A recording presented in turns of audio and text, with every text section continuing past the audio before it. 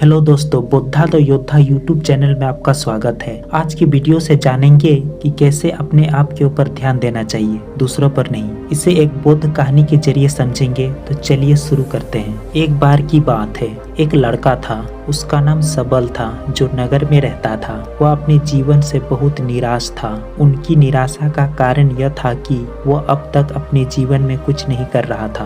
उसके माता पिता उसे ताने मारते थे कि आपके सभी मित्र कुछ न कुछ कर रहे हैं, लेकिन आप अभी भी घर बैठे हैं। दोस्तों के बीच भी अक्सर उनका मजाक उड़ाया जाता था। वो कहीं जाता था तो लोग उससे पूछते थे कि आप क्या कर रहे हैं। उसे यह बताने में भी शर्म आ रही थी। वो कुछ नहीं कर रहा था। धीरे धीरे उसने रिश्तेदारों से मिलना जुलना कम कर दिया और लोगों से मिलना भी बंद कर दिया। वह ज्यादातर समय घर पर ही रहता है। वह अकेला रोता है और भगवान को कोसता है और अपनी किस्मत को दोष देता है। अब उसे अपना जीवन बोझ लगने लगा था। कभी कभी वह सोचता कि कब वह कुछ करने के योग्य बनेगा, और फिर वह सोचता कि जिंदा रहने से अच्छा मर जाना है। एक दिन वह अपने नगर की गली से गुजर रहा था। तभी उसने देखा कि एक उपदेशक दुख और परेशानियों पर उपदेश दे रहा था। वो उसी भीड़ में सबसे पीछे बैठ गया और गुरु के प्रवचन सुनने लगे। उपदेशक कह रहा था, दुख एक शिक्षक की तरह है जो हमें जीवन की सच्चाई दिखाता है और हमें जीने का सही तरीका सिखाता है। आप चाहे तो जिंदगी जीना भी सीख सकते हैं। गुरुजी उपदेश दे रहे थे कि तुम चाहो तो कुछ भी हासिल कर सकते हो, और अगर चाहो तो एक कोने में बैठकर रो सकते हो। इन सभी बातों को सबल ध्यान से सुन रहा था, लेकिन शिक्षक की यह बातें पसंद नहीं आई। उसने खड़े होकर कहा कि कुछ भी सिखाने से दुख दूर नहीं होता, इसमें केवल दर्द होता है। दुख की पीड़ा अनंत है। ऐसा लगता है कि इसके बाद कुछ होने वाला नहीं है। इससे कुछ भी फर्क नहीं पड़ता है। इसके सामने तो मौत भी छोटी लगती है। उपदेशक ने कहा, फिर तुम्हारा दुख क्या है? सबल ने उसके सामने अपनी सारी व्यथा सुनाई और पूछा, मेरे दुख का कोई उपाय है तुम्हारे पास? यह सुनकर शिक्षक मुस्कुराए और बोले, तुम उस दिन मेरे पास आओ जब आपके जीवन में वास्तविक दर्द हो। मैं आपकी समस्या का समाधान अवश्य करूंगा। यह कहकर गुरु वहां से चला गया। सबल ने सोचा, कहीं मेरा दुख नकली तो नहीं है? क्या मैं जिस दर्द से गुजर रहा हूँ वो नकली है? मेरा दुख कोई नहीं समझ सकता। जब माँ बाप नहीं समझते तो गुरु क्या समझेगा? उनके दुखों से व्यथित होकर सबल ने एक फैसला लिया कि अब वह कुछ करेगा। सबल ने एक छोटा व्यवसाय शुरू किया, पर उसे सफलता नहीं मिल रही थी। लेकिन उसके घर वाले पूछते हैं कि क्या वह कुछ कोशिश कर रहा है? वो अपने व्यवसाय में लगा रहा और धीरे धीरे उन्हें सफलता मिलने लगी। फिर उसने गति पकड़ी और केवल 3 साल के अंदर ही वो एक बड़ा बिजनेसमैन बन गया। अब सबल के आसपास ऐसे कई लोग थे जो उसकी परवाह करता था, जो उससे प्यार करता था। अब उनके परिवार के सदस्य भी उनकी तारीफें करते नहीं थक रहे थे। दिन ब दिन उसके मित्रों की संख्या बढ़ती जा रही थी। अब वो अपनी जिंदगी से बहुत खुश था। उनके कुछ दोस्तों ने उन्हें सलाह दी कि जब आप एक बड़ा बिजनेसमैन बनकर इतना खुश हैं, तो सोचिए आपको कितनी खुशी होगी अगर आप इस शहर और इस राज्य के सबसे बड़े बिजनेसमैन बन जाते हैं। कितने लोग आपसे जुड़ना चाहेंगे, आपकी कितनी बड़ी ख्याति होगी, और स्वयं राजा भी आपसे दोस्ती करना चाहेंगे और जरूरत पड़ने पर आपसे ही पैसे उधार लेंगे। दोस्तों की यह बात सबल के मन में घर कर गई। अब वह और पैसे कमाने की कोशिश करने लगा, लेकिन उसे यह सब बहुत ही जल्दी चाहिए था। वह समय बर्बाद नहीं करना चाहता था। उनका अधिकांश समय इन चीजों को प्राप्त करने में लगाने लगा। इसीलिए वह ऐसे काम करने लगा जो सही नहीं था। उसने बड़ा उधार लेना शुरू कर दिया। उसके दोस्तों से पैसे की मात्रा और अधिक मुनाफा कमाने के लालच में वह अपने माल में मिलावट करने लगा। उसने अन्य व्यापारियों के खिलाफ भी साजिश रची और उन्हें डराया धमकाया। जैसा उसके दोस्त कहते थे वैसा ही करता था। वो उन तरीकों से ज्यादा पैसा कमा रहा था, पर अब उसके जीवन में पहले जैसा चैन न था। उनके मन की शांति गायब हो गई थी और वो रात को सो नहीं पाता था। वह हंगामे में रहता था। वह सब कुछ पाकर भी उन्हें किसी चीज में सुख नहीं मिल रहा था। एक दिन सबल अपनी गाड़ी में कहीं जा रहा था। तभी रास्ते में उन्हें उपदेशक का आश्रम दिखाई दिया। वह रुका और गुरु के पास जाकर बोला, संत, आपने मुझे मेरे पास आने के लिए कहा था जब मेरे जीवन में सच्चा दुख आता है। अब मैं बहुत दुखी हूँ कि मेरी नींद हराम हो गई है। मुझे कहीं भी शांति नहीं मिल रही है। इस प्रकार सबल ने अपनी अपनी सारी समस्याएं गुरु को बता दी। गुरु ने कहा, जब तुम पहली बार मुझसे मिलने आए थे तब भी तुम किसी दुख में थे। आपने उस दर्द से क्या सीखा? सबल ने कहा, सिर्फ सोचने और चिंता करने से कुछ नहीं होता। आपकी दृष्टि को सच करने के लिए यह कार्रवाई करता है। और सिर्फ काम करने से कुछ नहीं होता, परिणाम भी मिलना चाहिए। जब आपको लगता है कि आपका लक्ष्य हासिल नहीं होने वाला, तब राह में चाहे कितनी भी मुश्किलें आ जाएं, मन कितना भी निराश क्यों न हो, कितना भी लगता हो कि अब कुछ नहीं होने वाला है, तभी विश्वास करें, मैं जो भी कर रहा हूँ उसमें अवश्य सफल होऊंगा।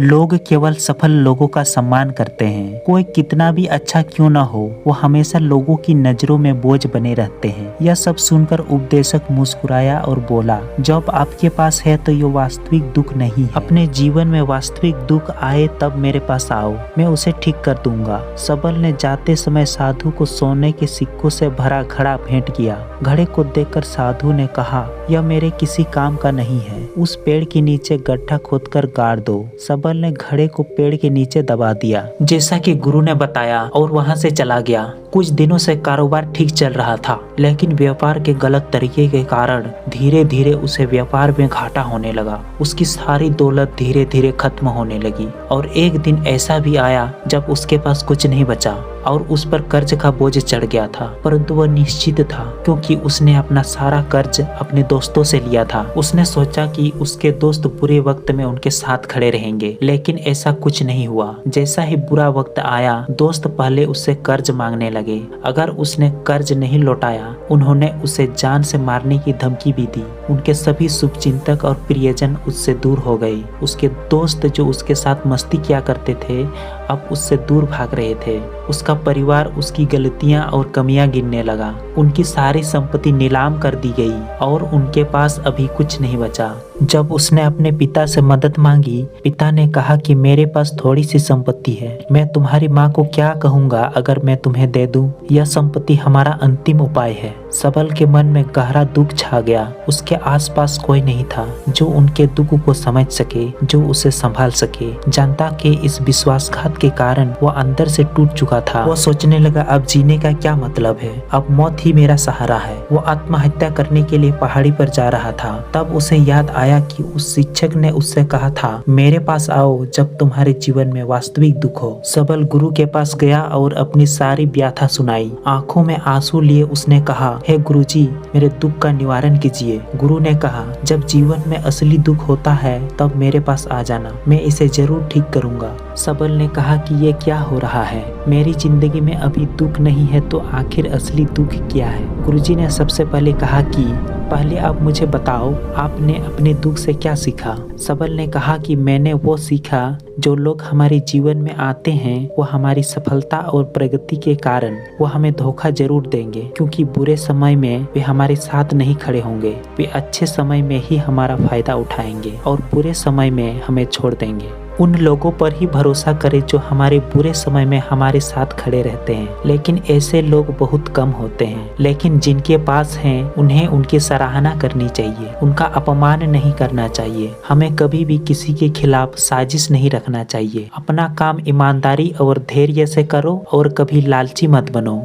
अपने सारे दुख दर्द और अनुभव बयां करने के बाद सबल गुरुजी के सामने आंखों में आंसू लिए बैठ गया। कुछ देर बाद साधु उठे और पेड़ के नीचे एक गड्ढा खोदा और घड़ा निकाल लिया जो सोने के सिक्कों से भरा हुआ था। उसने सबल को देकर कहा, मेरे पास आओ जब तुम्हारे जीवन में वास्तविक दुख हो। सबल ने अपने शिक्षक को धन्यवाद दिया और उसे प्रणाम करके चला गया। उस पैसे से उन्होंने एक छोटा सा व्यवसाय शुरू किया। अब वो छोटा व्यापारी बनकर भी खुश है। उन्होंने पूरी लगन और ईमानदारी से कारोबार किया। जल्द ही वह अपने शहर का एक बड़ा व्यापारी बन गया। उनका जीवन सुख सुविधाओं से भरा हुआ था, लेकिन कोई कितना भी अच्छा क्यों न हो, जीवन में दुख आता है। तो सबल के जीवन में भी दुख आते थे। अपने माता पिता की मृत्यु के रूप में वे दोनों एक ही दिन मर गए। सबल अपने माता पिता से बहुत प्यार करता था, इसीलिए उनके निधन से उन्हें गहरा धक्का लगा।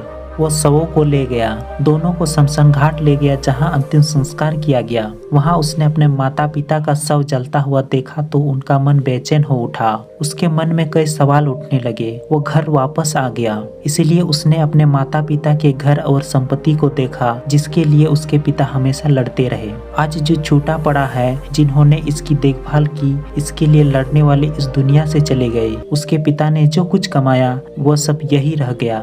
एक दिन पहले तक उसके पिता मारपीट करते थे किसी के साथ उसकी संपत्ति के लिए। आज वो खुद इस दुनिया से चले गए। उसका मन ऐसे अनेक विचारों के बवंडर में था। वो अंदर से अकेला और डरा हुआ महसूस कर रहा था। वो खाली महसूस कर रहा था। उसे लगा कि कुछ है, वो समझ नहीं सका। इसलिए वो गुरु के पास गया। उसे देखकर गुरुजी ने कहा, क्या जीवन में कोई दुख है? सबल ने कहा, वैसे तो जीवन में कोई दुख नहीं है, सब कुछ अच्छा चल रहा है, लेकिन आज मेरे माता पिता का देहांत हो गया है। मैं इस घटना से बेहद दुखी और परेशान हूँ। गुरुजी ने कहा, इसमें दुखी होने की क्या बात है? एक दिन सबके अपनों को मरना है। कोई न कभी जिया है और न कभी रहेगा।